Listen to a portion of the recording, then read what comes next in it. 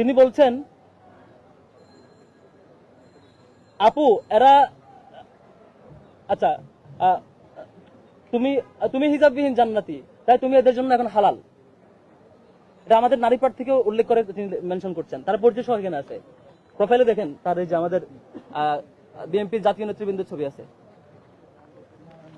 তবে আরেকজন তিনিও সেম, তিনি লিখছেন আমাদের নর্তকীর কাজ হচ্ছে বিভ্রান্তি ছড়ানো, সেক্সি শিলা দিনে কাটবেন না রাতে, মানে কমেন্ট করছে তিনি, তার ছবি সহ এখানে আছে, তিনিও সেই দলের নেতা। তারপর আসেন আরেকজন মানসুর আলম, আজকে অনেক ভালো ভালো বক্তৃতা দিয়েছেন, যিনি আজকে ছাত্র দলের নেত্রী, আজকে সেই ইস্যু করে খুব গরম গরম বক্তৃতা দিয়েছেন। তাদের এই যে 30টা কেস, ধর্ষণের কেস, 44টা যেগুলো সেগুলো ভুলে গেছেন। তিনি মন্তব্য করছেন আমাদের ছাত্রী বোনদের নিয়ে, সেবাদাসী পুস্টার গার্ল কমেন্ট করছেন। আমাদের আরেকজন প্রার্থীর ব্যাপারে বাজে শব্দ চয়ন লিখছেন, গগ গগ গগ সাউন্ড এখানে লিখছেন তিনি, যেটি মিন করছেন আমাদের আরেকজন নারী শিক্ষার্থী আমাদের প্রার্থী। এর সাথে নির্লজ্জ ব্যাপার।